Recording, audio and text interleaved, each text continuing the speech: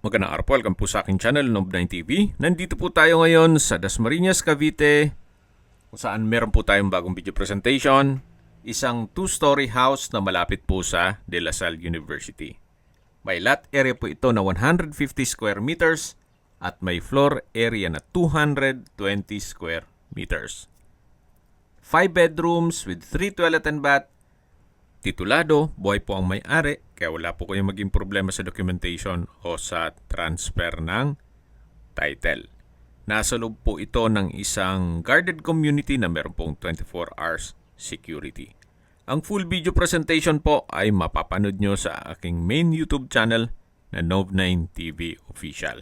Ito po yung living area o salas na double high ceiling hanggang sa dining area at formal kitchen.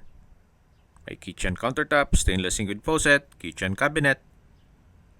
At yan po yung hagdan. Ito naman po yung access door papunta sa second bedroom. Naka-ceiling cove design, may sariling toilet and bath. At ito naman po yung hagdan. Samahan nyo po ako, akyat po tayo. At nandito na po tayo sa second floor. Kung saan dito naman po yung hallway.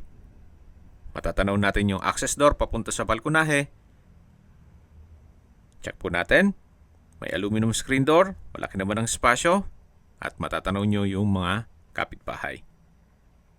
Ito po yung first bedroom dito sa second floor. Naka-ceiling cove design. Then dito naman yung second bedroom.